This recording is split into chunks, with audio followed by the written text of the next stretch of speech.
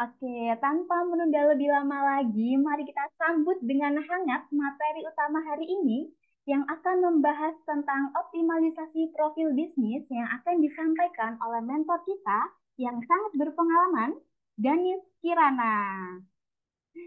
Dennis Kirana adalah seorang praktisi komunikasi dan merupakan co-founder Communication Strategist Daco Brand and Communication yang bergerak di jasa pembuatan company profile dan brand communication serta pelatihan komunikasi dan digital marketing. Salah satunya dengan menggunakan Daco Board Game. Kemudian saat ini sedang mengembangkan bisnis area ID sebagai sarana edukasi dan inspirasi tentang bisnis dan pemasaran digital. Mari kita sapa dulu Mbak Danis. Halo Mbak Danis. Hai, selamat malam Mbak Fitri. Selamat Selamat malam teman-teman malam. semuanya. Iya nih Mbak Nadis gimana? Sepertinya para peserta udah nggak sabar untuk sesi sharing bareng mengenai topik yang akan dibawakan oleh Mbak Danis. Ya, oke. Aku Oke. bersemangat sekali Mbak Fitri. Iya, iya, betul sekali. Nah, sebelumnya saya ingin mengingatkan kembali bagi para peserta yang hadir untuk siap mendengarkan dengan seksama presentasi dari Mbak Danis, karena akan ada sesi tanya jawab seperti biasanya ya, teman-teman. Oke, langsung saja Mbak Danis dipersilahkan.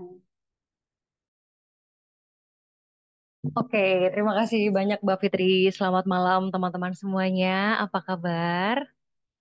Semarang, gimana? Iya, sudah makan semuanya kah? Makan malam? Puji syukur baik ya. Teman-teman, kalau di kelas saya, teman-teman mau menyimak sambil nyemil boleh. Mau menyimak sambil makan malam juga boleh banget.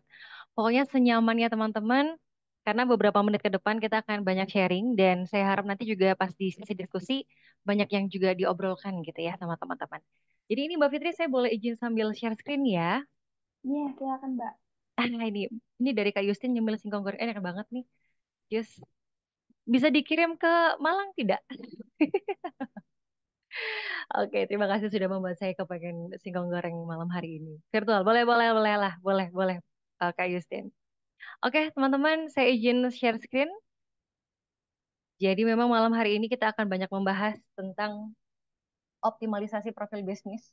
Di mana nanti di sini teman-teman yang sudah hadir secara virtual pasti juga udah banyak banget yang eh, bergerak di bidang usahanya di bidang pertanian. Kemudian ada juga yang barangkali masih OTW atau masih awal-awal gitu ya. Nah, saya kedapatan untuk membahas satu materi yang menurut saya cukup powerful sekali dan tidak jarang kita akan sedikit lupakan gitu ketika udah mulai banyak kegiatan marketing yang kita lakukan gitu. Sebelumnya salam kenal dulu, saya Danis Kirana, teman-teman bisa panggil saya Danis. Saya adalah co-founder dan communication strategist dari Daco Brand and Communication. Sedikit profil dari saya juga sebagai certified ada 3 di BNFPRI. Yang pertama di marketing communication, kemudian di bidang public relations officer dan juga di digital marketing. Dari tahun 2018 saya mengawali untuk sering sharing teman-teman tentang komunikasi, kemudian tentang digital marketing. Kalau komunikasi sebetulnya udah lebih awal gitu ya, tapi yang lebih spesifik untuk yang bisnis gitu tuh di tahun 2018 dan itu biasanya sharing sama teman-teman UMKM, teman-teman yang ada di pemerintahan, teman-teman yang ada di organisasi dan lain sebagainya, termasuk lingkup pendidikan juga. Dan saya juga menjadi salah satu bagian dari Indonesia Brand Activist Network sebagai communication and project support di situ ya, ranahnya masih ada di lingkup communication dan saat ini sebagai salah satu bagian di Komite Ekraf Kota Malang. Oke, ini sedikit profil apakah oke.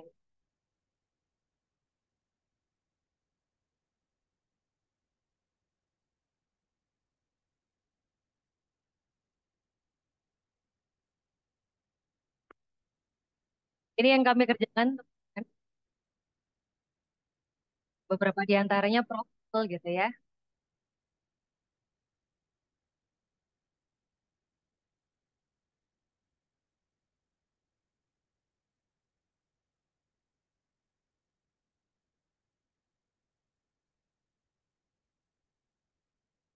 Yes, itu gambarannya apa yang saya kerjakan. Salah satunya di studionya dan yang lain lebih banyak juga untuk training. Jadi salah satunya juga termasuk di sini nih, teman-teman, di bidang komunikasi dan juga digital marketing gitu ya. Communicate you itu adalah salah satu, itu adalah tagline kami gitu ya. Jadi apa yang memang kami proses lebih banyak ada di situ. Ini Instagramnya Dako, hehe. Kalau mau berkenan follow sangat boleh banget. Atau mau follow Instagram saya juga boleh banget di Denis Kirana. Jadi sesuai aja namanya. Nah, ini fokusnya. Ini sedikit profil. Ya, ini penampilan saya dulu, teman-teman. Rambut panjang dari beberapa tahun. Di tahun 2003, jeret, potong pendek. Balik ke zaman-zaman SMA, pas zaman paskibraka dulu ya. Oke, nah ini tadi sempat di-sounding sama Mbak Fitri. Jadi kalau misalnya teman-teman em, apa ya, sempat bertanya-tanya Dako board game ini apa sih? Jadi ada satu bagian di dalam proses pembelajaran itu yang perlu dikemas secara fun. Nah, termasuk untuk belajar digital marketing ini apa ya, cukup menantang karena banyak banget yang perlu dipelajari. Makanya kita perlu untuk tahu bagian-bagian di dalam digital marketing itu sendiri. That's why kami juga membuat board game ini khusus untuk belajar digital marketing. Teman-teman belajar tentang memahami data, baca data, pentingnya baca data, kemudian bagaimana membuat konten yang tepat untuk market yang tepat. Nah, itu ada di sini. Semoga ada kesempatan saya bisa main-main ke Semarang lagi dan kita bisa main-main ini juga gitu. Belajar sambil bermain pasti menyenangkan sekali. Oke, teman-teman, di sini nanti, yes betul. Jadi itu adalah games. Dan di sini adalah gamifikasi gitu ya. Oke, ini kalau suara saya masih aman nggak teman-teman? Oh, Aman, Mbak. oke, terima kasih. Saya baru intip-intip komentar soalnya. Mohon maaf ya, mohon maaf. Oke, semoga aman ya. Ini kalau ada yang kurang aman, diamankan. Maksudnya diinformasiin ke saya. Oke, teman-teman, saya langsung to the point aja karena memang durasi waktu kita cukup cukup pendek sekali. Ini ada satu hal yang tidak kalah penting. Bagaimana kalau misalnya kita sedang ada di dunia bisnis, sudut pandang yang perlu kita pikirkan itu adalah bukan hanya kita punya produk apa kemudian kita tawarkan, atau apa yang bisa kita lakukan kemudian kita tawarkan. Tidak hanya itu, tapi fokus utamanya adalah siapa yang akan menjadi audiens kita dan kita akan punya sudut pandang menjadi mereka. Karena ketika kita em, memahami apa yang mereka butuhkan, biasanya kita bisa menawarkan yang sesuai dengan yang mereka butuhkan. Prinsipnya kayak gitu. Itu di dunia marketing. Nah, makanya di sini saya jelasin sedikit tentang market temperatur. Kalau misalnya teman-teman tidak mengerti suatu brand sama sekali, atau bahkan mungkin tidak tahu masalahnya teman-teman apa, yang mana diselesaikan sama suatu brand misalnya, itu berarti teman-teman dan saya ada di cold market. Jadi nggak ngerti sama sekali service-nya teman-teman, nggak ngerti sama sekali produknya teman-teman gitu. Oke, nah kalau misalnya kita nih udah mulai kayak nanya-nanya, kepo-kepo gitu. Atau mungkin ada orang udah mulai nanya-nanya produk kita, layanan kita. Itu biasanya udah masuk ke kategori warm market. Nah, selanjutnya kita juga akan masuk ke temperatur ketika kita gitu ya, atau kita sebagai audiens atau mungkin audiens di luar sana udah mulai beli produk, berarti udah ada hot market. Kalau mereka beli lagi, pakai jasa kita lagi, itu maksudnya ke kategori boiled market. That's why di digital marketing ketika kita bikin konten misalnya, itu tidak bisa hanya satu konten digunakan untuk semua orang. Kita perlu untuk mengkategorikan market kita ini ada di kalangan mana gitu, di golongan yang mana gitu. Jadi berbeda secara pembuatan konten yang mau kita bikin, terus profil nanti yang kita siapin itu beda gitu.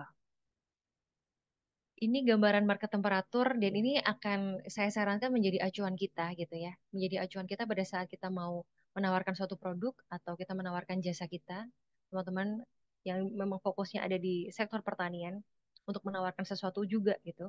Itu perlu untuk melihat siapa marketnya. Barangkali di beberapa kesempatan sudah pernah di sounding gitu ya. Nah, ini tuh tidak pernah dilepaskan dari sisi marketing karena ya sesuai dengan namanya gitu kan, marketing.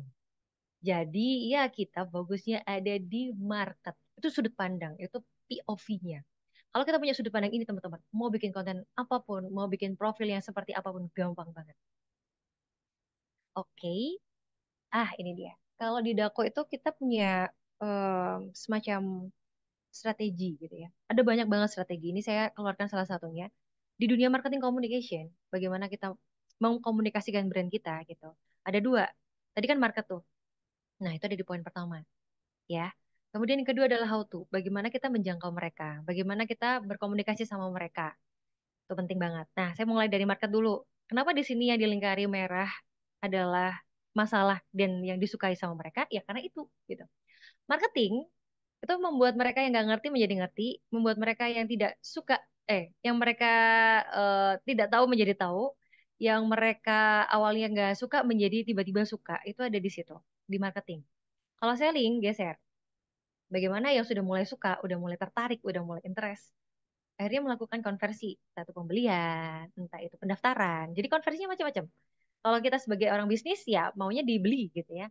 Tapi ada juga bentuk konversi yang lain, misalnya hanya cukup mengisi data aja. Nah, itu macam-macam. Kalau teman-teman di dunia pertanian, misalnya ada nih beberapa mau jadi konten kreatornya kah, mau menjadi petani, pebisnis dari sektor pertanian kah, itu banyak banget. Yang dijual juga banyak banget. Audiensnya juga beragam yang saya tahu, karena saya juga punya teman dekat di Bali. Nanti saya tunjukin beliaunya habis ini di beberapa contoh. Nah, itu ternyata mengawalnya jadi masalah. Ketika menawarkan suatu produk itu dari masalah. Contoh nih, kalau ternyata market Anda adalah para petani muda yang lain, di mana Anda punya produk misalnya pupuk, misalnya punya produk um, bibit-bibit tanaman misalnya. Nah, kita harus cari tahu masalahnya mereka apa. Contoh nih, masalahnya mereka ternyata adalah ketidaktahuan cara untuk menanam eh, karena saya adalah orang yang mencintai dunia pertanian sebagai pemula gitu. So, yang perlu teman-teman lakukan bukan langsung jualan, tapi ngasih edukasi dulu. Kumpulin nih mereka nih, dikumpulkan. Ayo, ayo yang mau belajar tentang, misalnya, ayo yang mau belajar tentang cara menanam sayur yang paling gampang di perkotaan. Atau Anda sebagai orang yang di urban, di dunia perkotaan gitu ya, yang pengen tetap menanam sayur di tanaman, sorry, di rumah gitu. Silahkan. Nah, kasih tuh, kan mereka punya masalah tuh. Munculkan topiknya. Nah, baru dari situ teman-teman di sela-selanya jualan. Itu skema-skema seperti itu juga bisa dilakukan. Oke? Nah, ini how to-nya. Jadi apa yang mau teman-teman sampaikan di situ? Selain edukasi ya, nanti juga jangan lupa dijualin. Nah, ini ada medianya teman-teman. Kan ketika kita udah tahu masalah mereka, kita juga tahu apa yang mau kita sampaikan sama mereka, bagaimana cara kita menyampaikan, dan yang nggak kalah penting adalah medianya. Digital marketing itu sebetulnya adalah marketing di digital.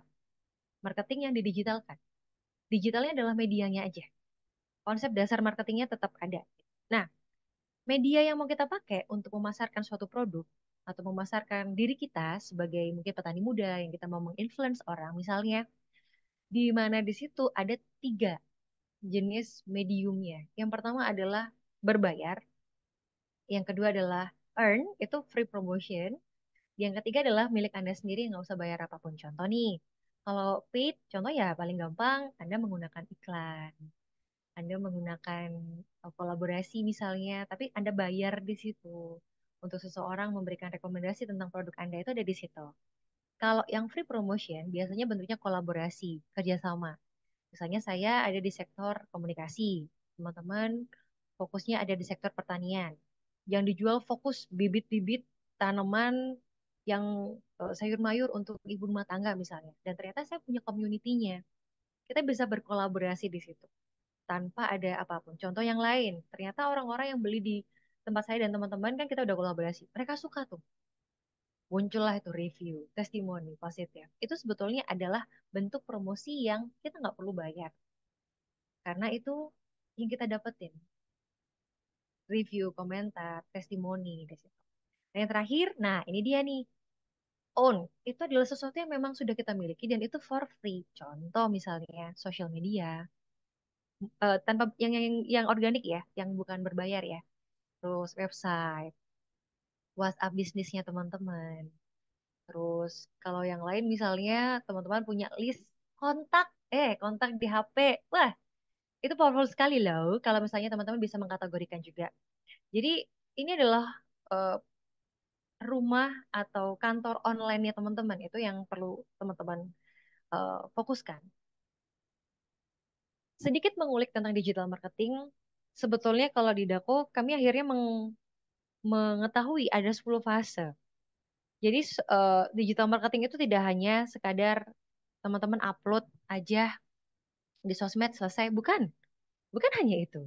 Tapi ada beberapa fase-fase yang memang perlu dilalui. Bahkan ada juga yang di sini bisa menggeser, misalnya dari poin 9 geser langsung ke poin 5. Bisa, bisa. Tapi ada satu, 2, 3, 4 fase yang tidak boleh dilewatkan. Yang pertama adalah positioning ya teman-teman. Anda sebagai personal yang mau dibawa mungkin branding personal atau brandnya teman-teman misalnya. Oke, suara saya mengecil kah teman-teman? Atau aman? Cek, cek. Ini ada saya baru cek di kolom komentar. Oh aman ya? Oke, siap-siap. Nanti mungkin bisa dicek dulu Kak Surya untuk volumenya gitu. Ataukah perlu dimasukkan speaker gitu biar semuanya denger ya itu juga boleh. Boleh, boleh, boleh, boleh. Alright. Oke, aman cikgu. Baik, baik, betul, betul, betul. Oke ya, ini ya teman-teman, ada 3 fase nih yang utama ya, 3 sampai 4 fase yang tidak tidak kalah untuk atau harus diutamakan dulu. Positioning. Positioning itu paling gampang itu menjawab pertanyaan. Contoh, apa yang membedakan Anda dengan kompetitor Anda? Kedua, memperdalam lagi. Apa yang kompetitor Anda punya, tapi Anda nggak punya? Atau apa yang kompetitor Anda nggak punya, tapi Anda punya? Nah, itu di positioning. Positioning itu bisa diperkuat lagi dengan berbagai macam. Contoh, siapa yang akan jadi audiensnya teman-teman? Secara niche. Tadi saya baca ada yang pembudidaya ikan. Saya punya teman, dia juragan lele gitu ya. Ya, terus saya nanya, kamu kalau bro, kamu jualannya ke siapa gitu. Saya pikir jualannya langsung ke ibu-ibu sebelah-sebelah gitu. Ternyata enggak. Enggak nih, aku fokusnya nge-share produkku, jualan produkku itu ke warung-warung yang butuh lele. Dan beberapa waktu yang lalu dia di Bangil. Ya posisinya di Bangil itu di Pasuruan. Jadi posisinya waktu itu awal dia memang agak bingung gitu. Awal-awal banget saya ngikutin banget karena itu teman-teman dekat juga ya. Awal bingung sama jualan ke siapa gitu. Akhirnya dia coba-coba. Ternyata yang paling banyak akhirnya didapetin adalah ke warung-warung, warung sama resto gitu. Dan terakhir kemarin dia kolaborasi terbarunya adalah ada satu perusahaan yang memang fokusnya di lele. Jadi dia akhirnya B2B, bukan B2C. Positioning. Positioning macam-macam. Mulai dilihat bisa dari audiensnya siapa, itu bisa nanti kita menentukan positioning. Bisa juga dilihat dari apa kelebihan kita. Nanti teman-teman itu juga bisa dapetin dari BMC. Kalau ngisi bisnis model Canvas, atau mungkin kalau mau pakai yang agak simpel, pakai Lean Canvas, itu biasanya buat startup, itu ada positioning base. Oke ya, saya nggak bahas di situ, tapi saya mau geser ke poin yang kedua. Poin yang kedua ini kadang dilupakan. Contoh nih, contoh. Ada orang yang udah kita kasih materi, kita kasih konten yang bagus gitu ya, dan dia tertarik, dan ternyata viral. Nah, makanya saya bilang poin nomor 9 ini bisa naik nih teman-teman. Di mana ternyata pada saat masuk, atau dia yang beriklan gitu ya, posisi beriklan itu ada di fase nomor 5. Oke, beriklan. Tapi ternyata pas lagi masuk, audiensnya masuk, ternyata secara profil dia nggak ready. Informasinya nggak lengkap, varian produknya nggak lengkap. Tadi contohnya kan ikan nih. Terus ini ada juga pembudidaya, sorry, untuk tanaman ya. Jadi dia jual bibit-bibit tanaman. Ternyata informasi-informasinya tidak lengkap gitu. Data-datanya nggak lengkap.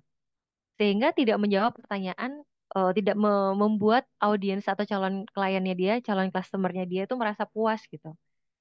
Atau di sosial medianya dia juga tidak aktif. Itu cukup berpengaruh karena ada beberapa orang yang menjadi audiens kita yang akhirnya membeli produk kita atau mau melakukan kolaborasi dengan kita ketika dia melihat ada hasilnya. Contoh hasil yang lain ya termasuk misalnya testimoni yang kita upload misalnya di sosmed kayak gitu-gitu atau testimoni yang kita upload di media yang lain. Contoh nih, contoh. Misalnya kayak di Google Bisnis review-reviewnya kayak gitu-gitu. Oke. Dan saya tidak membahas di poin keempat sampai ke 9 karena akan panjang sekali. Karena fokus saya ada di profiling, optimalisasi di profil bisnis. Dan kita balik lagi ke posisi nomor 00 teman-teman, yaitu the product and service quality. Jadi, sekeren apapun kita mau memasarkan produk kita, sekeren apapun personal branding kita mau jualan kayak gitu, tapi kalau dari sisi produk dan kualitinya atau layanan yang kita kasih itu tidak terlalu powerful atau sama sekali nggak bagus, ini nggak akan kembali. Karena sekarang audiens kita tuh semacam diberi banyak sekali pilihan. Makanya kita perlu untuk menjadi pilihan terbaik buat mereka. Menjadi pilihan aja nggak cukup. Tapi gimana caranya kita menjadi pilihan yang terbaik? Ini kayak pasangan hidup serius. Tapi ini realitinya. Karena digital ini sebenarnya akan membantu kita banget untuk bisa diperkenalkan ke lebih banyak orang dengan cepat. Tapi kita juga akan bisa membuat audiens kita melihat kanan kiri alias kompetitor kita dari waktu yang bersamaan juga. Contoh, teman-teman kalau ke marketplace, ini beda ya secara skemanya kalau di marketplace juga cukup unik. Kita memasukkan kata kunci nih. Nah, habis itu di marketplace dimunculin kata kuncinya. Ternyata ada produk atau ada brand yang sesuai sama yang kita punya. Pada saat kita ngeklik, ada rekomendasi di bawah di mana ternyata itu bukan bagian dari brand yang kita pilih dan kita cari. Nah, itu maksud saya. Jadi digitalisasi ini sangat powerful sekali, teman-temanku. Akan tetapi, em, apa ya? em, kalau misalnya kita memang tidak tidak fokus di situ atau kita tidak tahu celah-celahnya ya, kita akan kegeser juga. Yes, ada dari Panen Day ID, Nimba Rizka, betul. Produk dan kualitas memang itu yang bikin menarik. Yes, betul sekali. Baliknya di situ. Makanya saya kasih di poin zero zero. Itu poin pertama malahan. Oke ya. Jadi itu tadi teman-teman. Kalau mau marketing, marketing jalan terus. Karena itu bentuk kita memvalidasi produk kita diminati atau enggak. Jalan. Jangan menunda atau menunggu produk kita sempurna dulu. Susah nih. Jadi menurut saya, sambil marketing itu ada dua. Kita mempromosikan produk sambil kita juga memvalidasi market kita. Apakah produk kita diminati sama market kita atau ternyata market kita betul atau tidak itu dari situ. Namanya ada testing. Kalau di digital marketing itu ada testing. Kita harus ngetes. Kalau nggak ngetes kita nggak akan tahu. Oke? Oke. Nah, profil ada di mana guys? Ada di sini. Jadi untuk orang-orang yang nggak ngerti kita, sampai akhirnya mereka bisa mengerti kita, biasanya perjalanan atau customer journey-nya, perjalanan customer-nya itu akan melihat profil itu di sini. Loh, Teh Denis apakah tidak ada di sini? Bisa untuk memperkuat. Tapi sebetulnya profil ini akan membantu alias menjadi pintu gerbang pertama kita, yaitu menjadi pintu masuknya gitu, melihat profil. Kalau memang udah oke banget sama produknya, akan tanya-tanya tuh ada di sini skemanya. Dari warm ke hot market ini ada di proses selling namanya di sini.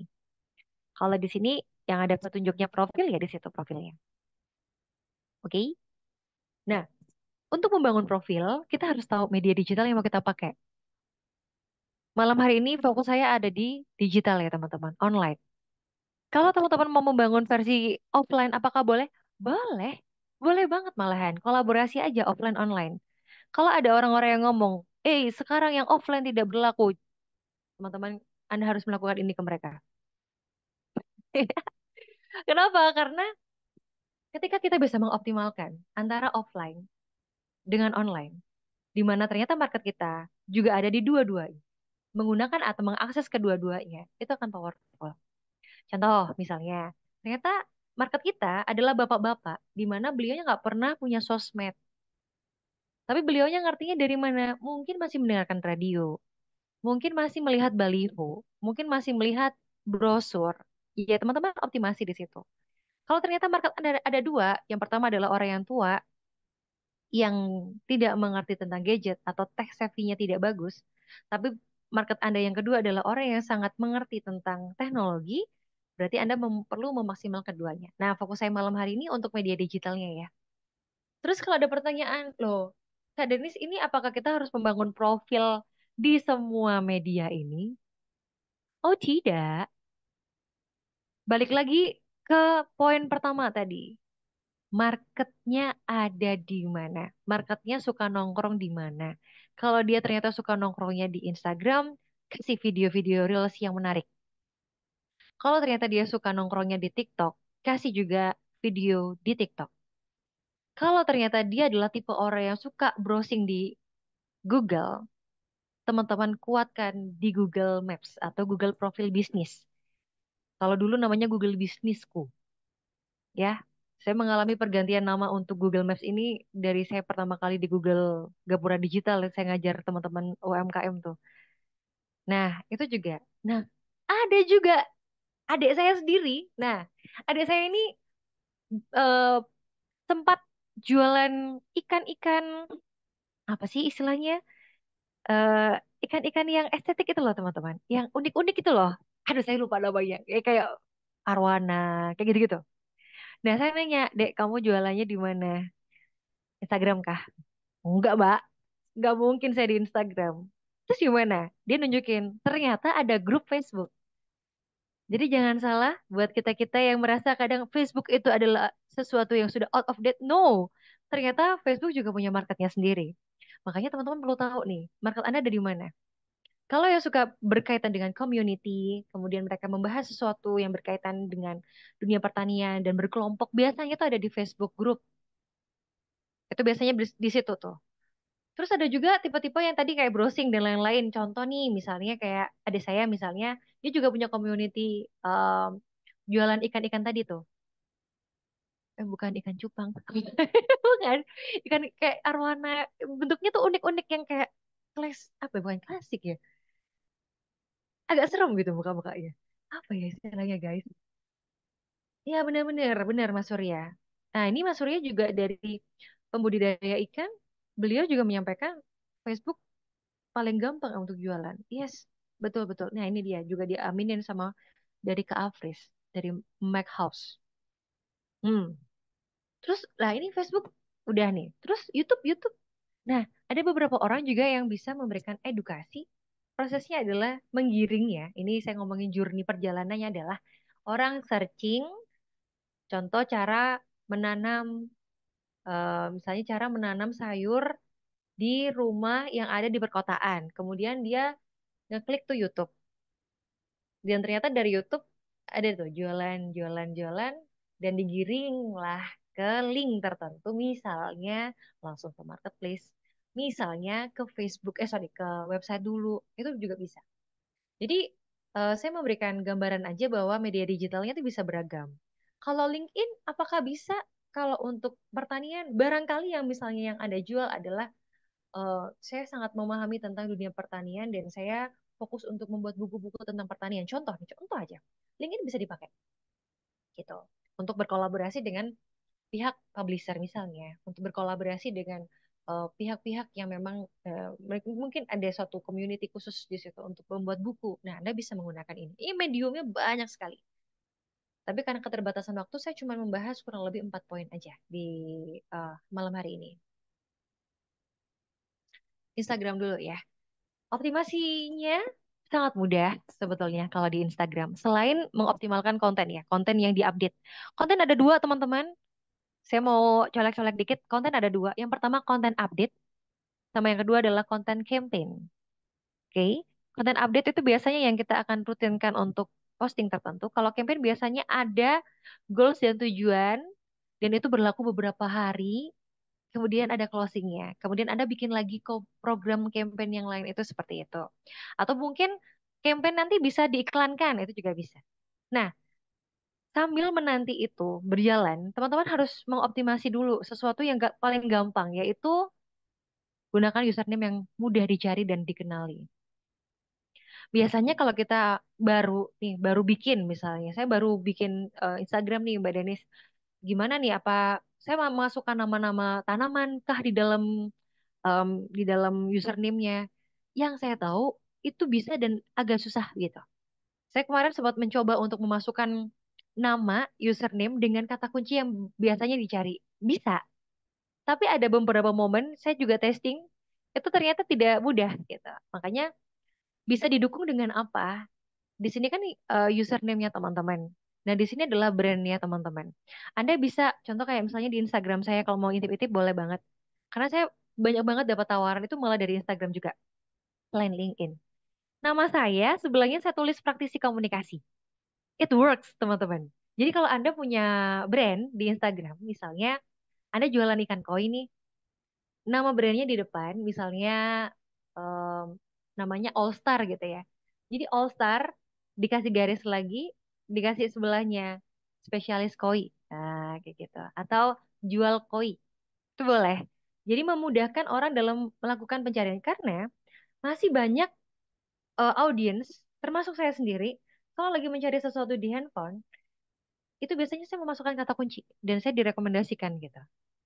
Nah, barangkali yang mendapatkan kontak saya itu melakukan hal yang sama.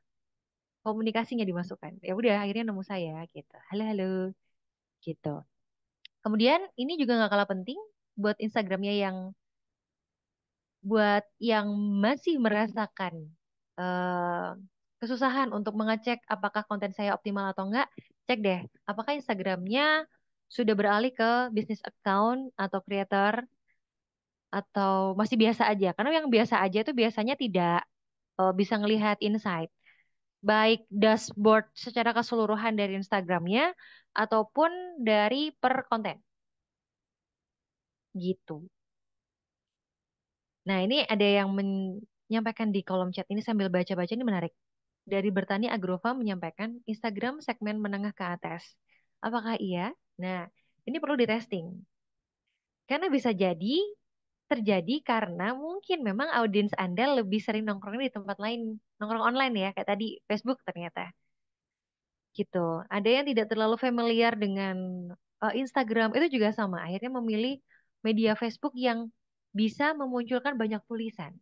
Kalau dilihat secara fitur, secara karakteristik sosial media, teman-teman, kalau di Facebook itu memberikan kebebasan kita untuk berkata-kata lebih banyak.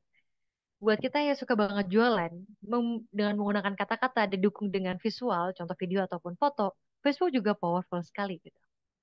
Kalau di Instagram sekarang ternyata yang lebih powerful bisa dalam bentuk video atau bisa dalam bentuk konten bukan statis tapi yang carousel yang geser-geser. Nah, seperti itu. Yes. Nah, ini dia nih. Betul katanya Kak Nick. PR-nya nih Kak, kalau ke akun bisnis harus di link ke Facebook Business Suite. Betul.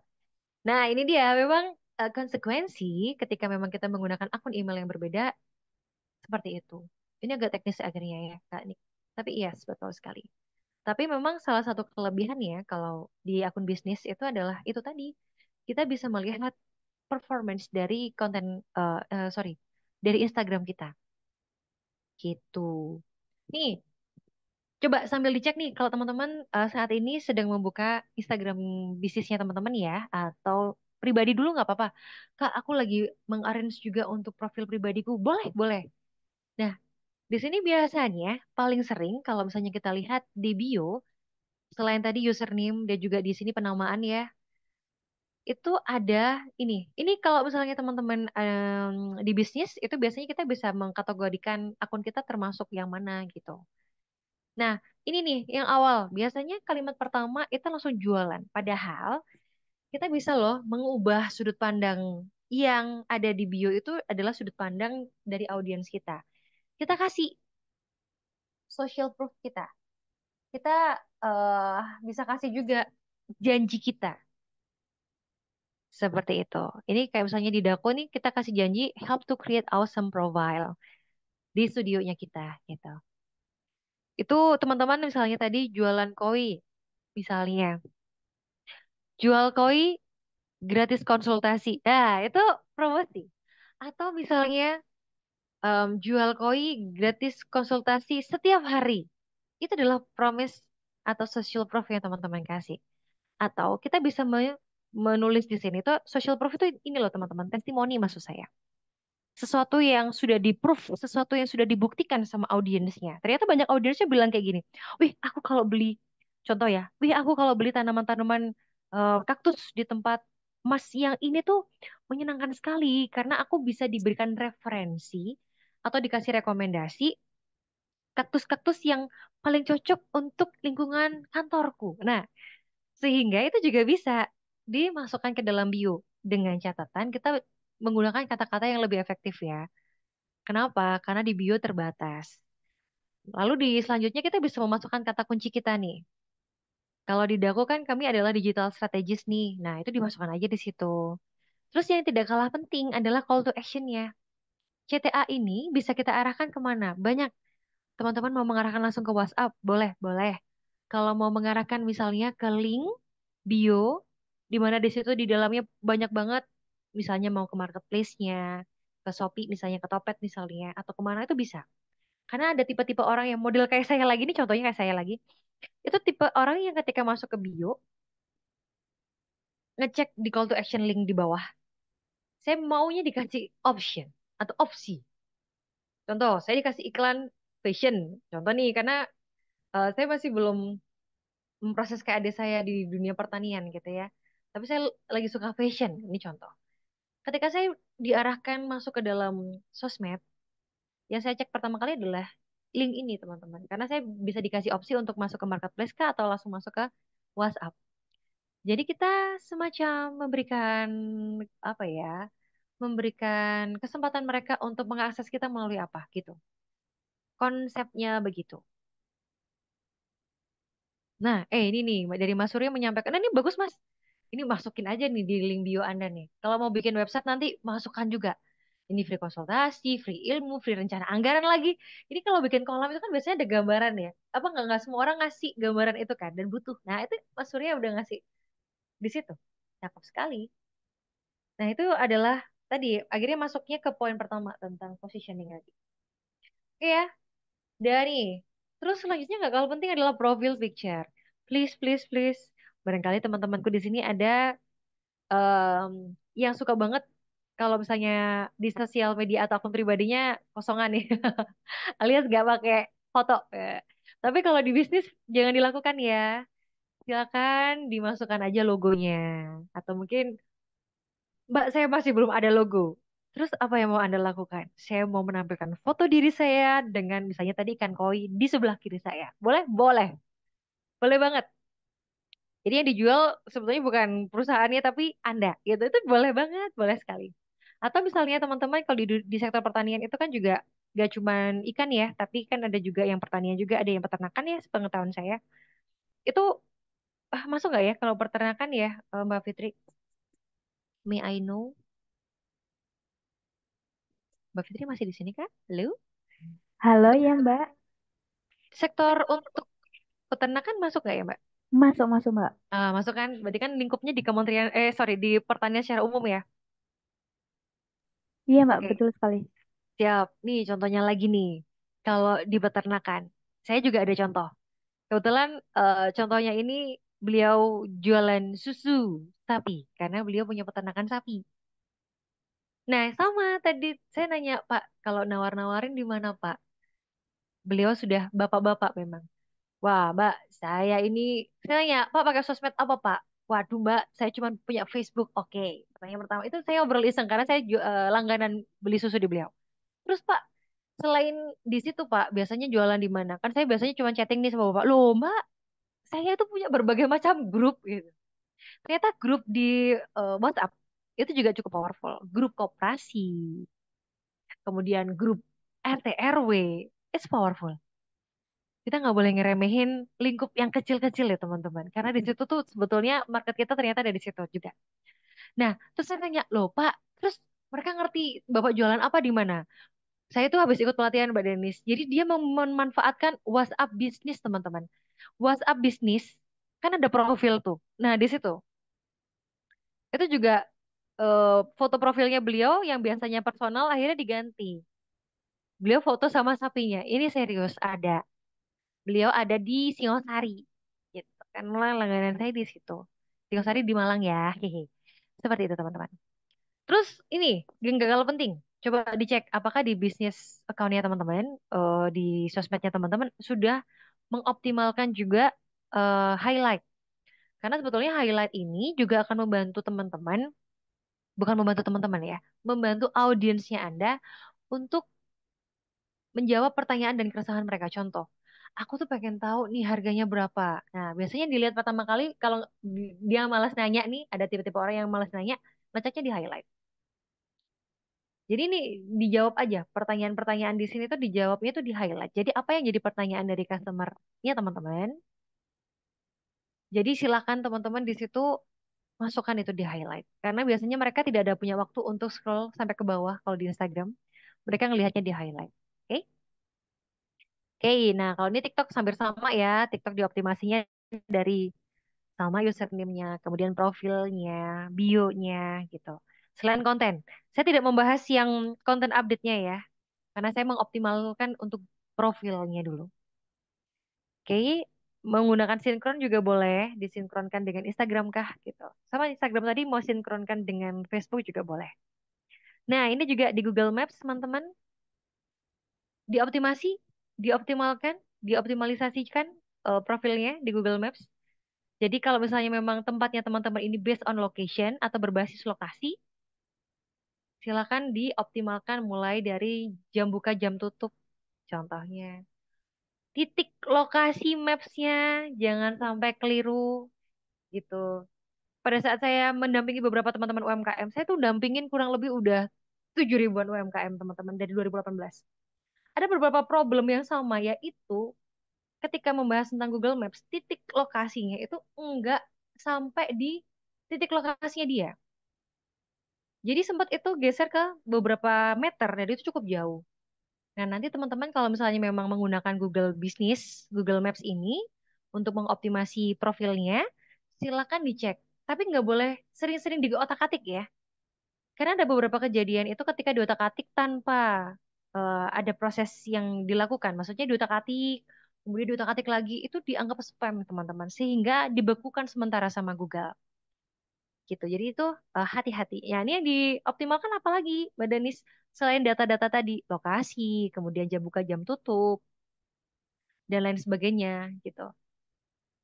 Terus yang nggak kalah penting adalah foto-fotonya. Jadi kalau mau upload silakan foto-foto lokasinya teman-teman. Kalau teman-teman jualan bibit bunga, bibit tanaman, bibit pohon misalnya, ya foto-foto bibitnya yang lagi rame-rame jajar-jajar itu difoto seperti itu. Oke? Nah, ini dicantumkan hal-hal yang penting untuk diinformasikan ya.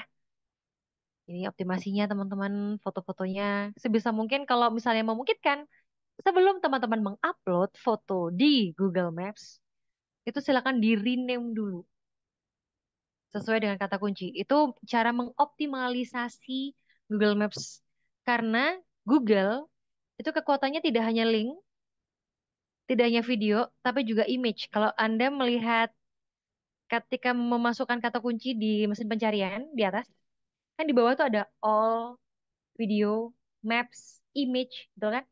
News. Nah, kita bisa optimalkan dari situ. Oke. Nah, ini juga media digital yang tidak kalah penting tapi sering kayak penting gak sih gitu. Yaitu website. Ini ada beberapa belief yang salah. Belief itu kepercayaan yang keliru. Website ini nggak penting untuk bisnis lokal. Terus website buat penjualan online aja. Hanya bisnis besar yang pakai website. Website mm, hanyalah keharusan, tidak ada nilai tambah. Terus yang terakhir, sosial media aja cukup. Kenapa pakai website? Ini belief yang salah, teman-teman. Kalau mau powerful, dioptimalkan semuanya. Nah, ini dia. Sosmed itu akan lebih powerful ketika ada website. Jadi kolaborasikan. Dan penting untuk bisnis lokal. Oh, Mbak, aku kalau nggak ada waktu untuk membuat website, aku pakai apa? Kalau teman-teman pakai Google Maps, itu ada namanya business.site, teman-teman. Jadi Anda bikin aja website di situ. Atau, saya sempat ngajarin juga di programnya, salah satu program gitu ya, bareng sama teman-teman. Ini luar biasa. Saya ngajarin bikin website pakai apa dong? Canva. Pakai Canva, teman-teman. Wah, itu sudah bisa bikin. Memang nanti untuk linknya itu adalah pakai Canva. Ya udah. Tapi kalau misalnya mau pakai pakai Bitly boleh gitu di situ diubah, bukan diubah ya, ditautkan itu bisa. Pakai Canva juga bisa. Jadi no excuse sebetulnya untuk gak ada waktu. Menurut saya ya, ketika memang kita mau optimal, ya memang kita harus komitmen. Nah, untuk profil bisnis dan personal, kenapa harus punya website? Nah, karena ini udah kolaborasi aja gitu. Powerful sekali. Ini terjadi juga teman-teman di beberapa bisnis dan ternyata iya betul Kak Nik, makanya tadi saya kasih solusi tuh. Saya ngajakin pakai Canva dulu. Itu tinggal drag and drop, serius. Atau ya tadi bisnis.site. Cuman memang tantangannya kalau bisnis.site yang bawaan dari Google itu tampilannya ya begitu-begitu saja gitu. Tidak yang ucul gitu ya, tidak lucu gitu, tidak unik. Ya karena kita drag and drop aja gitu. Atau mau pakai tools-tools yang lain juga boleh sekali. Karena memang eh, website itu bisa membantu kita untuk memprofilkan produk kita gitu. Itu katalognya kita taruh di website itu juga bisa sekali. Adakah contoh yang pakai Canva? Saya nggak lagi siapin, Kak Hashim. Coba nanti buka Canva, ketik website. Karena saya bikin itu. Saya bantuin UMKM bikin itu. Dan kepake teman-teman. Bentuknya memang tidak yang website banget. Dia bentuknya kayak link bio gitu. Tapi masih bisa. Gitu. Begitu, gak? Oke. Ini tadi kita udah bahas dikit tentang profil. Nah, saya mau colek-colek dikit tentang konten ya. Ini teman-teman, kalau nanti Anda mau bikin konten, pastikan konten Anda yang ada di semua media itu tadi, mau sosmed, mau di media digital yang lain, Instagram, TikTok, website, YouTube, dan lain-lain, Anda juga perlu menentukan apakah ada konten-konten ini yang bakal dicari sama audiens Anda. Ingat, sudut pandangnya adalah yang dicari sama audiens, bukan yang mau Anda kasih tahu. Oke? Kalau misalnya fokusnya yang mau kita kasih tahu, ternyata audiensnya nggak butuh, nah itu juga akan repot. Mendingan kita cari tahu yang mereka butuhkan. Contoh-contoh, kayak tadi.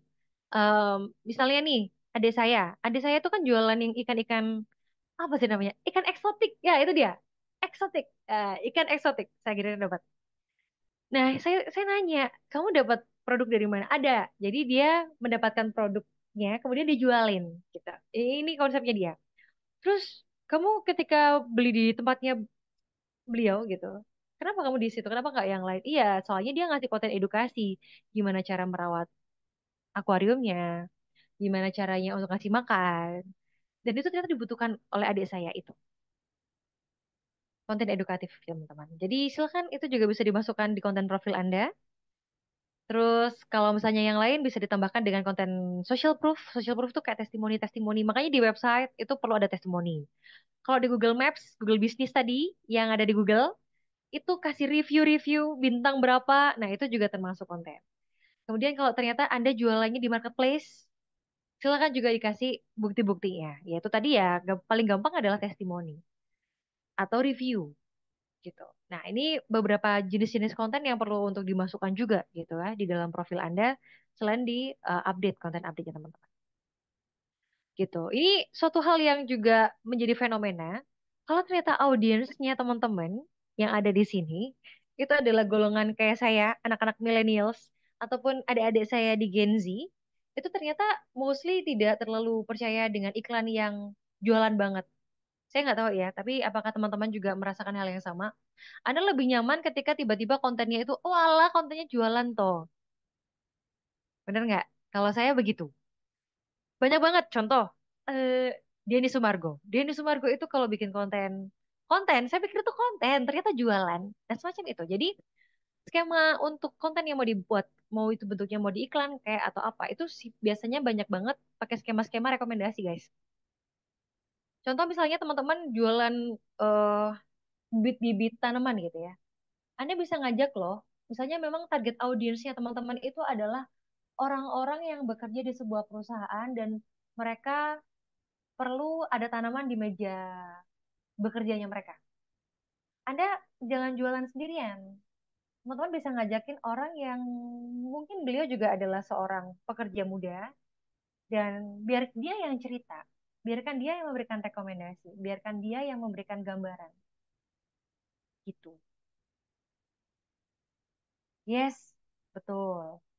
Nah, ini ada pertanyaan nanti dari Kak Kana. Nanti aku akan menjawab one by one ya. Ini kalau konten B2B apa yang seperti apa gitu ya maksudnya Kak Kana ya. Nah, ini juga menarik tuh. Konten B2B contoh kayak menurut saya adik saya tadi itu termasuk B2B sih meskipun dia bukan company yang gede banget gitu ya. Tapi ada juga beberapa konten B2B lebih ke banyaknya ada beberapa jenis yang bisa dilakukan. Tergantung B2B-nya. Kalau B2B-nya benar-benar dia menampilkan sesuatu yang eksklusif, kontennya jangan receh-receh banget.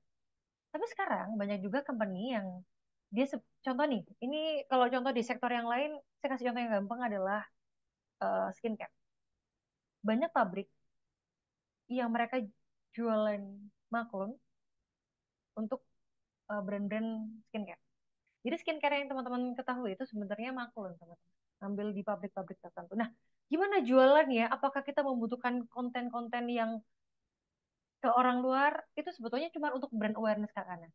Cuma buat awareness doang, tapi bukan target audiensnya sepertinya. Tapi biasanya kalau B2B, itu lebih ke bentuk kontennya, contoh yang lain adalah company profile yang clear. Udah, gitu.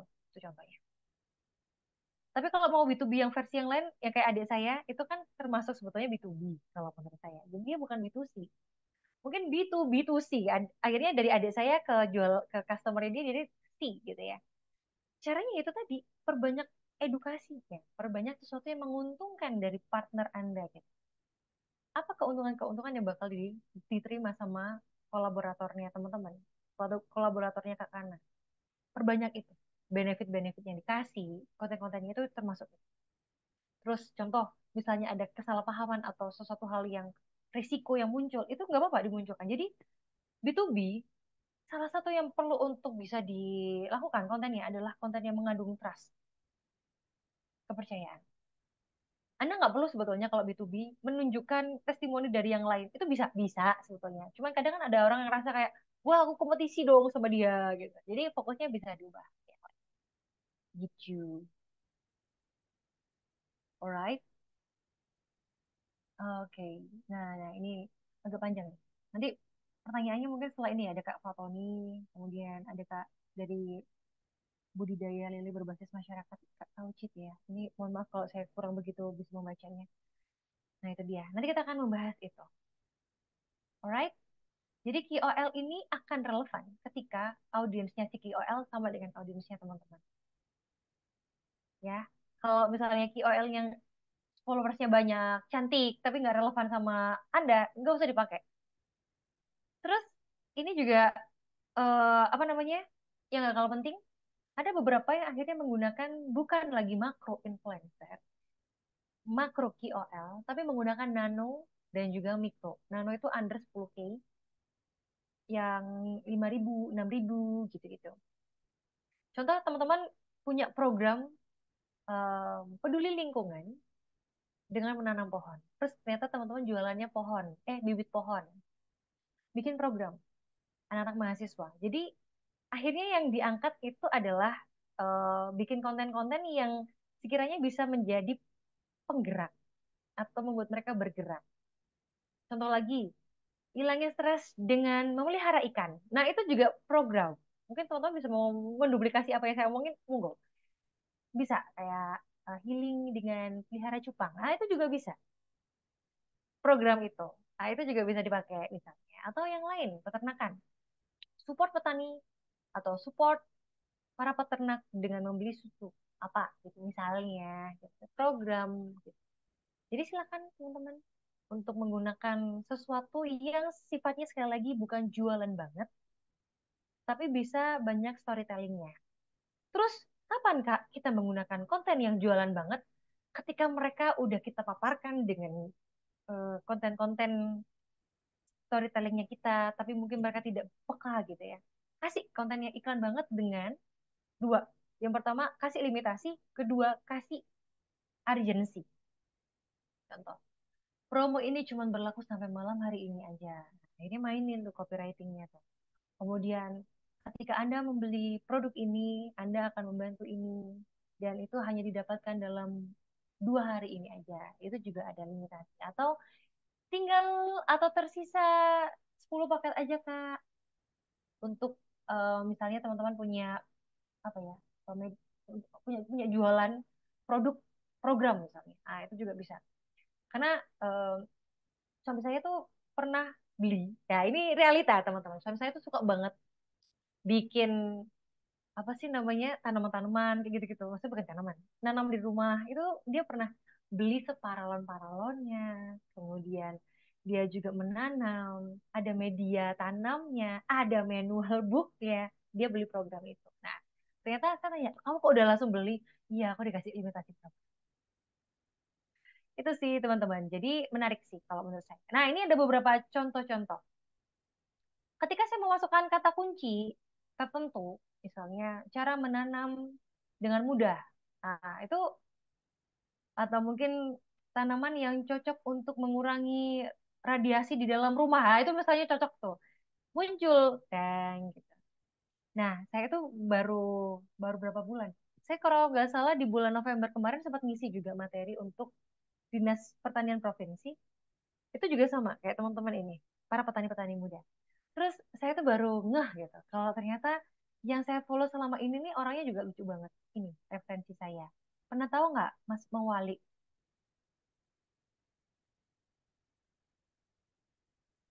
Nih, Mas Mawali ini menurut saya keren sekali gitu. Saya aja yang punya didikan, saya kan punya ketakutan tuh kalau nanam itu lihat bulat gitu kan, takut gitu. Tapi karena lihat Mas Mawalik ini bercerita, dia storytelling, dia padahal cuma beberapa sudut-sudut tempat, cuman misalnya mau mau Pak Coy yang bisa ditanam lagi kayak gitu-gitu, saya tertarik gitu.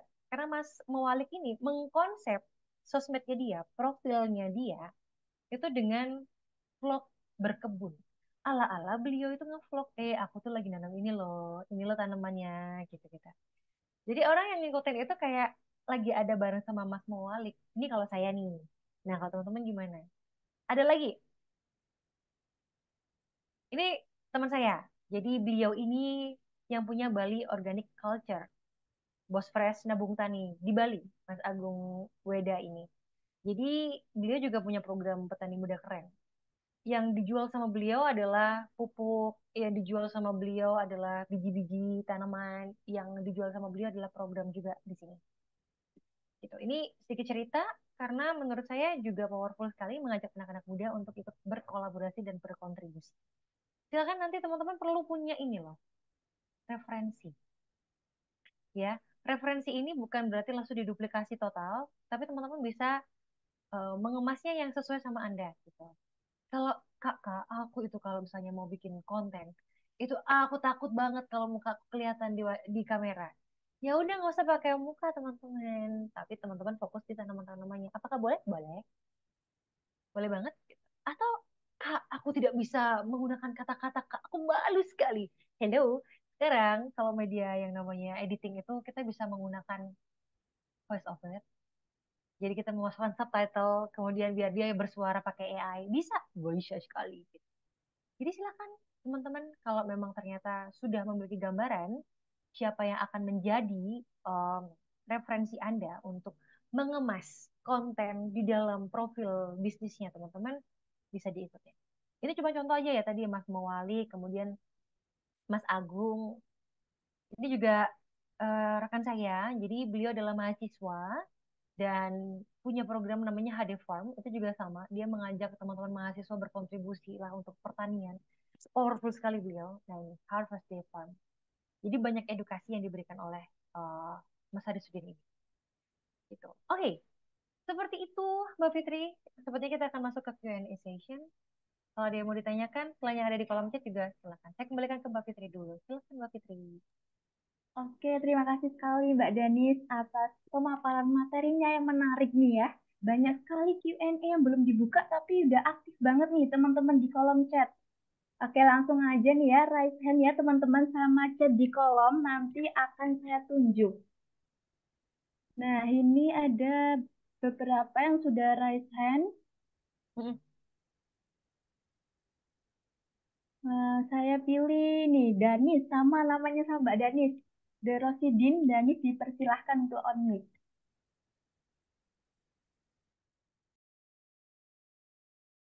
Halo, Assalamualaikum, selamat malam. Ya, terima kasih atas kesempatannya. Sebelumnya, kenalkan saya Danis. The Rosidin ini adalah brand yang saya usung untuk mengikuti Kita Tani Muda. Kebetulan perspektifnya nanti mainnya ke budidaya jamur tiram dan budidaya lainnya. Oke, jadi gini, Kak Danis mau menanyakan berkaitan dengan tadi kayak interesting untuk kita sekarang ini kan kayaknya hampir lebih banyak itu anak-anak Gen Z atau milenial ya. Mungkin lebih major ke anak milenial dan Gen Z gitu. Nah, yang mau saya tanyakan adalah bagaimana sih cara kita, adakah tips atau trik bagaimana cara kita untuk mengubah pola pikir dari target market kita ini. Tadi itu mungkin yang kita bilang Gen Z dan juga anak milenial untuk bisa jadi peluang market kita walaupun kondisinya mungkin mereka nggak begitu tertarik dengan dunia peternakan atau mungkin perikanan dan pertanian seperti itu. Karena kalau misalnya kita mengajak mereka, otomatis kita harus melakukan step-step yang mungkin cukup panjang gitu ya. Tapi mungkin kalau dari Kak Denis sendiri, kira-kira ada nggak sih tips dan trik untuk bisa membuat mereka itu lebih aware sama apa namanya, produk-produk yang berjalan di bidang perikanan, pertanian maupun di bidang peternakan. Mungkin itu aja sih Kak. Terima kasih. Oke, siap. Terima kasih Mas Denis. Ini produknya di The Rosidin ya? Iya Kak. Oke, ini saya izin menyampaikan Mas Denis dan teman-teman itu menurut pandangan saya dulu. Ini ada yang menarik sebetulnya kalau berbicara tentang Gen Z. Saya millennials nih. Yang ada di sini nih banyak yang millennials atau Gen Z? Boleh tahu nggak, guys? Komentar dong. Pada kelahiran berapa sih? Oh, Gen Z ya. Dede Aku nih. Paros, Pak. Oh, maksudnya ya, ya, ya suara-suara. Mas, ayo Mas Denis kita cari tahu. Maksudnya kita nanya sama mereka juga nih yang ada di forum ini. Teman-teman, tadi ada yang menjawab bagus tuh. Kalian lebih suka konten, kalau misalnya konten nih, yang ngasih tahu gitu. Atau konten yang sifatnya ngajakin? Itu dulu pertanyaan.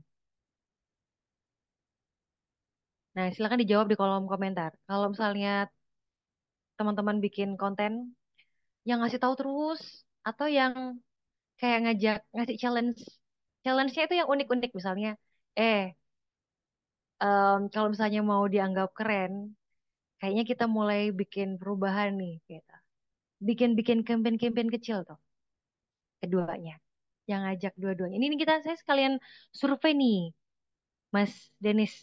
Ternyata teman-teman saya di sini yang Gen Z dan juga millennials nih lebih suka konten-konten yang sifatnya bukan yang kaku, tapi yang dari pengemasannya itu juga menarik. Terus saya juga menemukan sesuatu yang unik. Apakah betul teman-teman? Apakah di sini teman-teman Gen Z dan millennials ini adalah tipe-tipe orang yang lebih suka disuruh, terus kamu kayak gini loh, kamu gini, kamu gini gini gini, atau yang em, ayo yuk bareng-bareng yuk kita kayak gini yuk, kita berkontribusi yuk, kita jadi generasi yang begini yuk. Kalian lebih senang yang kayak gimana sih? Terus diapresiasi. Ini kayak di dunia pekerjaan, Mas Danis. Ya, itu dia. Diajak, diapresiasi. Gini, saya menemukan fenomena juga di kantor. Jadi saya punya beberapa tim yang ternyata ketika banyak disuruhnya, itu mereka nggak jalan. Tapi kalau ternyata mereka diapresiasi kayak, wih, kamu bawa apa bibit tanaman ya? Buat apa? Oh, ditanam di depan. Keren-keren. Kita ngajakin yuk yang lain. Terus mereka ngajakin bareng-bareng. Dan ternyata itu lebih powerful. Jadi kalau misalnya kita mau ngajakin teman-teman Gen Z, Mas Danis, saran saya kita bikin campaign-campaign kecil. Contoh, em, kalau saya dulu, saya pernah punya program sama Dinas Lingkungan Hidup. Ini memang tidak relevan dengan peternakan pertanian, tapi tentang bibit-bibit tanaman. Ini lucu dan unik. Jadi program bersama dengan salah satu Dinas Lingkungan Hidup ini, saya mengajak campaignnya adalah cuma dua, tumbler sama nanam pohon. Dan itu yang saya ajak itu anak-anak yang usia-usia kayak saya yang mahasiswa. Waktu itu ya, mahasiswa usia-usia masih sangat muda, 20-an something gitu. Dan ternyata campaign itu cukup works di beberapa, kan saya ngajak kolaborasi kampus. Itu works loh. Karena mereka merasa dilibatkan menjadi generasi perubahan itu. Gitu. Jadi nanti Mas Denis kalau misalnya mau bikin konten atau program yang mengajak adanya perubahan, kayak kita, menurut saya kita tani muda itu, kenapa saya bilang ini adalah inovasi yang powerful sekali. Karena banyak orang yang merasa atau memandang sebelah dunia pertanian. Ini realita. Ketika saya nanya, kamu lebih memilih kerjaan apa ya? Aku mau jadi YouTuber, Mbak. Aku mau kerja yang AC. ini realita karena saya sempat mewawancarai beberapa teman-teman saya dan ternyata itu real. Terus adik saya sendiri, kamu kenapa kok dunia ikan? Apa ya? Nah, itu ternyata panggilan hidup. Nah, kita perlu ngumpulin orang-orang yang punya panggilan hidup yang sama, Mas Denis. Kalau kita ngajakin semuanya untuk masuk, memang akan agak-agak tidak tidak mudah gitu. Tapi kita mengajak yang udah punya pemikiran yang sama dulu, Mas Denis. Makanya marketnya harus niche dulu. Kalau memang Mas Denis di sini fokusnya mau fokusnya di edukasi contohnya. Ya udah, edukasinya adalah mereka yang memang udah punya concern di pertanian dulu. Udah, jangan ngajakin mereka yang belum punya kepedulian di dunia itu. Caranya apa ya itu? Ngajak hal-hal sederhana. Posting yuk, kamu udah nanam cabai di depan rumah belum? Terus kamu bikin kolaborasi gitu. Misalnya Mas Danis kolaborasi dengan perusahaan apa yang ngasih hadiah itu. Contoh kayak gitu. Itu Mas, kalau menurut saya beri hal konten yang bisa ngajakin untuk membuka mata gitu. Karena kalau kita ibaratnya kalau ini teman-teman semuanya bisa bahasa Jawa, bisa ya? Nguyahi segoro. Hmm, itu dia. Kaget gitu. Nguyahi segoro teman-teman. Sama, kalau kita ngajakin semuanya untuk ikut apa yang mau kita punya programnya, nggak bakal relevan. Selama itu memang bukan panggilan dari hati. Gen Z biasanya harus ada panggilan dari hati dulu atau lihat kanan kirinya udah mulai gerak dulu. Kayak, oke, oke, aku ikut. FOMO. It's reality. Gitu, Mas Denis. Jadi ya ajak aja kanan kiri yang udah jalan, ya itu digembor-gemborin lagi. Jadi dari lingkup kecil aja. Itu sih Mas, kalau menurut saya. Oke, terima kasih Mbak Danis. Gimana? Kak Danis udah cukup jelas nih pertanyaannya dijawab oleh Mbak Danis? Oke, mantap, betul. Oke, selanjutnya nih akan ada pertanyaan dari Kak Rizka Panendia. Silahkan on mic.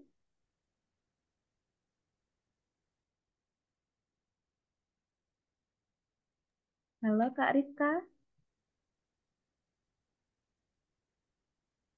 dipersilahkan untuk bertanya Kak. Saya Mbak maksudnya. Iya. Oke. Ya, malam Mbak Danis. Selamat malam Mbak Rizka. Kan saya Rizka dari Paninde. Paninde ini kurang lebih seperti e-groceries gitu.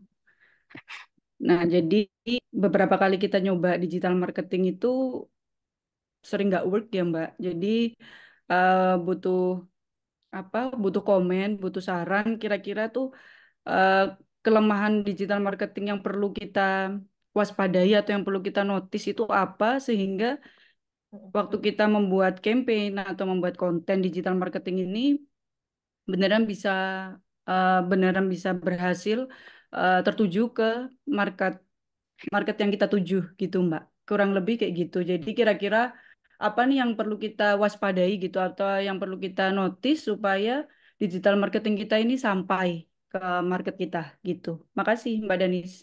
Terima kasih. Mungkin di sini saya menyampaikan indikator aja dulu ya, indikator keberhasilan. Beberapa di antaranya adalah kalau di sosial media itu yang pertama adalah interaksi. Kalau konten kita bisa memunculkan interaksi, berarti konten kita works. Interaksi itu apa? Apakah likes? Bukan. Komentar at least. Jadi ada komentar, Mbak. Kemudian kita kan bisa ngeliat tuh konten kita di save atau enggak, atau konten kita di share enggak. Jadi sebetulnya teman-teman kalau saya ngelihatnya digital marketing kan tadi luas banget tuh Mbak Rizka. Mungkin saya fokusnya di sosial media aja dulu ya, di update ya, konten update ya. Kalau misalnya ada satu konten yang kita bikin, kan kita bisa ngelihat tuh siapa yang love, siapa yang komentar, siapa yang nge-save, siapa yang nge-share. Kekuatan yang paling powerful di sosial media adalah interaksi, yaitu ada di save. Kalau konten Anda di save banyak orang, itu biasanya akan di-boost ke lebih banyak orang lagi. Makanya kadang saya bersaran, bikinlah konten-konten, apalagi kalau di Panen Day ini misalnya lebih banyak konten edukasi, ya konten edukasi yang sekiranya bisa di-save sama orang-orang. Meskipun itu konten di-save tapi nggak pernah ditonton lagi, ya udah. Mbak Rizka sering nggak nge-save tapi nggak pernah ditonton lagi? Pernah kan? Biasanya kayak, aku gak punya banyak waktu, tapi udah di-save. Nah, itu membantu Mbak. Jadi nanti indikator keberhasilan yang dilihat di konten itu dilihat di situ. Ternyata kontenku banyak yang save nih. Meskipun tuh kontennya sebetulnya simple. Konten daily activities misalnya. Atau ternyata tips-tips, misalnya tadi ada yang memberikan usulan tips and trick, itu juga powerful, yes. Meskipun kebiasaan netizen yang saya pahami, itu saya ngelihat dari diri saya sendiri adalah nge-save tapi nggak ditonton lagi, it's okay. Yang penting di-save dulu. Mau nontonnya ntar. Itu Mbak, kalau mau lihat efektivitas konten itu works atau enggak. Kalau untuk yang lain banyak banget kan, kalau digital marketing kan nggak cuma update, ada iklan dan lain sebagainya. Mungkin saya fokusnya di update dulu ya. Jadi saran saya di panen day kontennya tadi kan ada 5 tuh. Bisa jadi diperbanyak konten edukasinya atau konten testimoninya. Pokoknya yang bisa di-save sama banyak orang. Gitu. Itu sih Mbak Rizka, semoga membantu. Oke, terima kasih Kak Rizka. Nah, selanjutnya nih saya akan pilih dari cowok lagi, Kak Muhammad dari Gizer. Silahkan untuk on mic, Kak.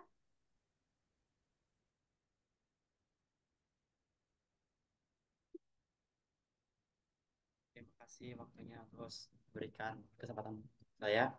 Eh, izin bertanya, Kak Danis. Siap.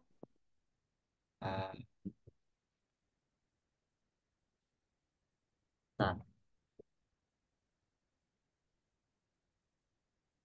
pada digital marketing, pemilik usaha kan banyak bermain dengan gambar atau foto ya, Kak. Nah, sedangkan untuk skala UMKM, biasanya hanya mampu menyajikan gambar atau foto yang amatiran atau seadanya, karena belum memiliki dana yang mumpuni untuk foto profesional. Nah, apakah hal ini akan berdampak dengan berhasilnya strategi marketing digital kita, Kak? Seperti itu, Kak. Kasih. Terima kasih Mas Muhammad Arfanda ya dari Grizer. Grizer ini bergeraknya di bidang apa Mas kalau boleh tahu?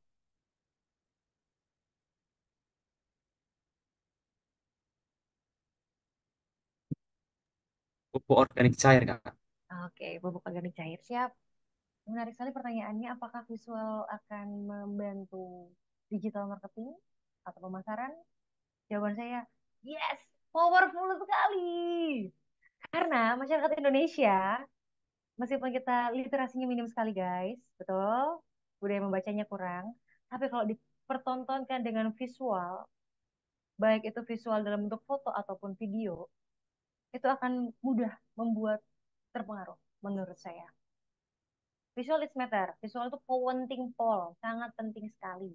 Bahkan kalau kita nggak ada kata-kata, visual aja yang bisa berkata-kata pun juga bisa. Makanya kalau tantangannya di UMKM, memang yang saya tahu adalah tidak ada dana untuk foto produk yang proper, betul ya? Tapi paling tidak kan kita punya handphone, gitu ya. Biasanya yang saya ajak untuk UMKM, untuk foto, foto produk, kemarin saya terakhir memberikan pendampingan di Magelang, ini unik-unik juga teman-teman UMKM saya. Ada yang jualan Zubazub. Ini kok contoh ya, Zubazub. Karena dia jualannya Zubazub. Terus bapaknya nanya, Mbak, ini gimana caranya saya foto, Mbak? Kemudian bapaknya saya ajakin, Pak, ini jam berapa nih? Waktu kelas saya kelas pagi jam 8. Oh, ini masih golden hour, Pak. Masih oke, Pak. Ayo kita keluar dari ruangan, kita cari spot yang tidak sampai backlight. Jadi kalau ngomongin tentang visual, sepengetahuan saya tentang fotografi, kekuatannya cuma ada di apa yo? Lighting. Jadi kita tuh punya dua, kalau nggak salah punya dua golden hour guys. Pagi, bukan subuh ya, masih gelap gulita guys. Sama sore menjelang maghrib, bukan yang maghrib-maghrib amat. Gitu. Jadi pagi itu sekitaran jam 7 sampai jam 9, sama jam 3 sampai jam 5. Jam 5 lebih itu biasanya kalau matahari cepat apa turun, itu biasanya udah mulai gelap. Jadi cari yang aman. Itu sebisa mungkin lightingnya harus powerful. Loh, kalau misalnya nggak ada, masih mendung, ya diupayakan. Kalau gitu pakai lampu. Nah, tapi kan budget nih, Mas. Nah, setelah itu, ini akhirnya jadi teknis, agak teknis nih. Kalau mau ngambil gambar, ini kebiasaan cewek-cewek ya, tolong itu ini ya, di lap. Itu membantu sekali, teman-teman. Kadang ada, Mbak, kok fotoku blur ya? Kok videoku blur? Ternyata usut diusut, karena kameranya, lensanya belum dilap. Ngaruh banget. Ini saya yang paling simpel-simpel aja, Mas. Kemudian, ngambil gambar. Membelakangi cahaya atau menghadap cahaya? Ayo, yang tahu teman-teman. Biar nggak backlight. Nah, itu juga berpengaruh. Jangan sampai Jangan sampai foto kita itu ada bayangannya. Karena apa? Tadi ada yang bilang visual penting. Yes, orang itu akan trust dengan produk kita ketika melihat visualnya. Ketika ngelihat ini loh hasilnya. Kalau memang dari Mas Arfanda mau jualan pupuk cair, yang bisa dilakukan itu bukan hanya menjual atau misalnya foto sama videonya bukan cuma di foto pas itu aja Mas, tapi pas lagi digunakan. Jadi videonya lagi di pupuk cair, apakah betul ya Mas? Dituang dulu ya ke tempat mediumnya itu ya. Terus isi air gak sih? Enggak ya?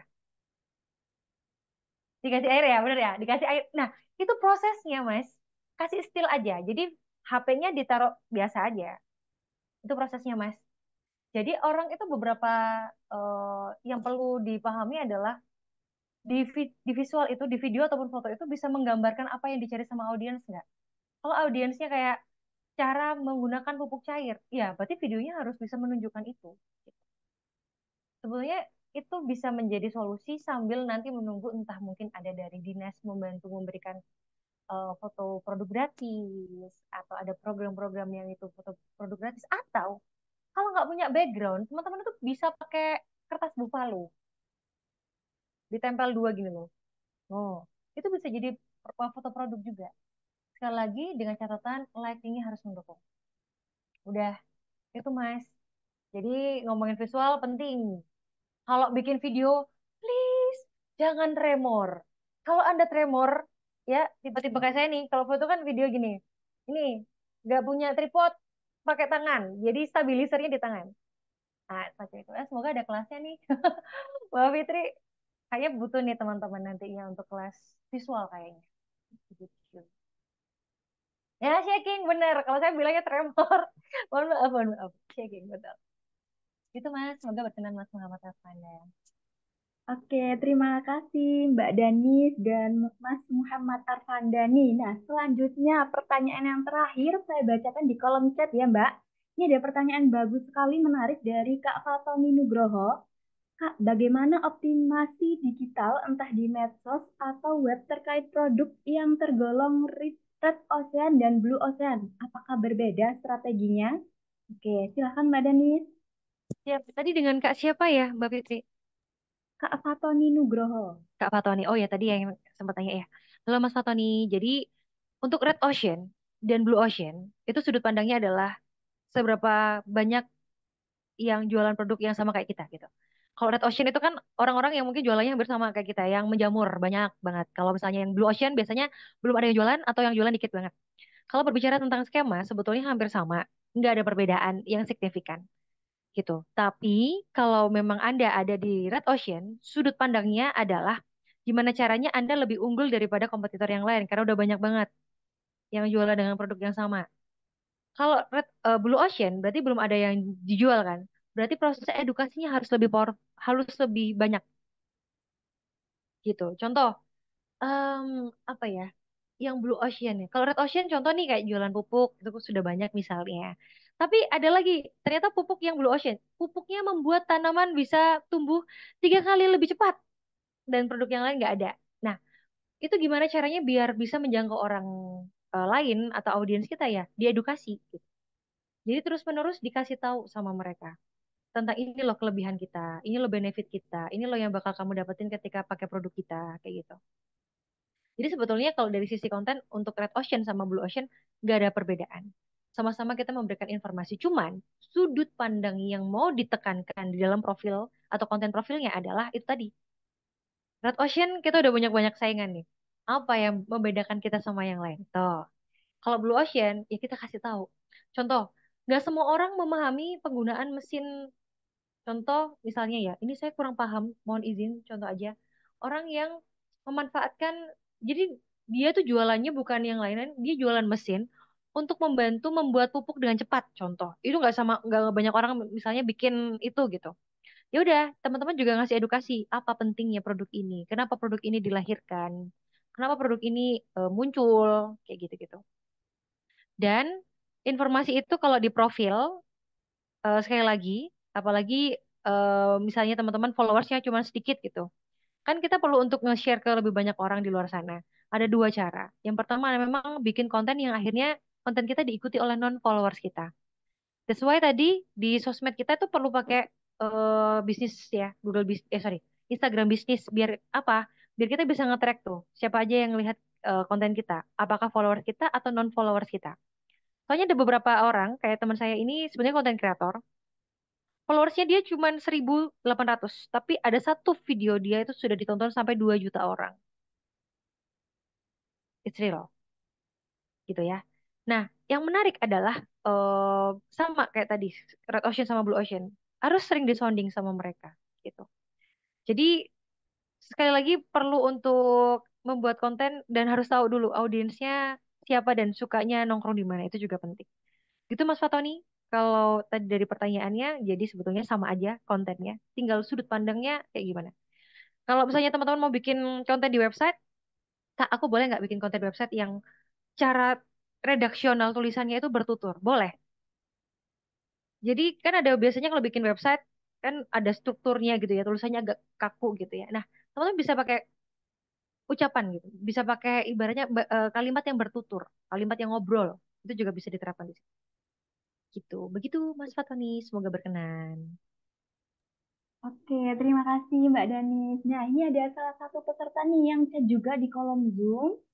Kak Yeti Rohma, buka kelas bikin konten Kak. Nah, tenang saja nih, Kak Yeti dan teman-teman, besok jangan sampai absen karena akan ada pemateri mengenai cara membuat konten yang menarik dari Kak Habib Tanduria. Jadi, besok langsung join aja ya teman-teman, jangan sampai ketinggalan. Nah, untuk yang terakhir dari Mbak Danis, apa ada closing statement? Ada. Oke, silahkan. Teman-teman, siap. Teman-teman, apa yang saya sampaikan jangan dipercaya. Maksud saya, kalian buktikan gitu. Kalian proof gitu. Bener gak sih yang disampaikan Mbak Denis gitu. Cari tahu literasi yang lain, belajar lagi di tempat yang lain. Tapi yang gak kalah penting adalah dipraktekkan. Karena kalau di digital marketing itu, karena sifatnya itu masif, masif itu banyak dan juga fast, cepat. Maka teman-teman juga bisa menerapkan hal yang sama. Contoh, ketika ada tren yang muncul, apakah harus diikuti? Kalau ternyata itu relate sama bisnisnya teman-teman, nggak apa-apa. Kalau ternyata tren itu tidak sesuai sama kredibilitas bisnisnya teman-teman, nggak usah diikutin.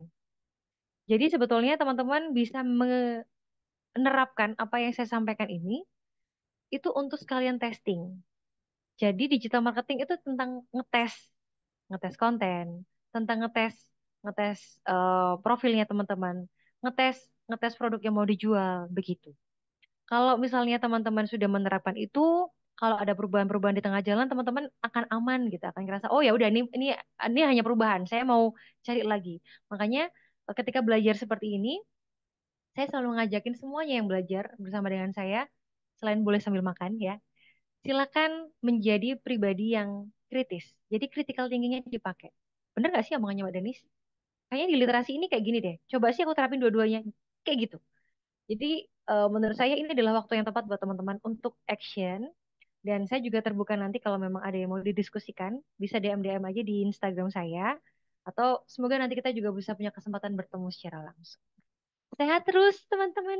Semoga selalu happy. Terima kasih. Saya kembalikan ke Mbak Fitri. Oke, terima kasih kembali Mbak Danis. Wah, cukup menginspirasi sekali pemaparan dari Mbak Danis mengenai optimalisasi profil bisnis yang telah disampaikan. Kita dapat menyimpulkan optimalisasi profil bisnis adalah kunci keberhasilan dalam dunia bisnis modern. Dengan menyusun profil bisnis secara baik, perusahaan dapat meningkatkan daya tariknya di mata pelanggan dan mitra bisnis.